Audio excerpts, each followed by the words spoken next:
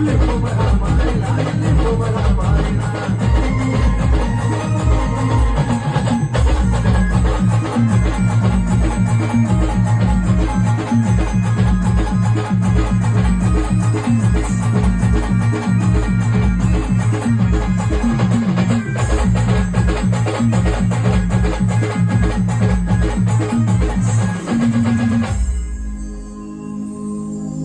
होत्या दारात घाललं तिनं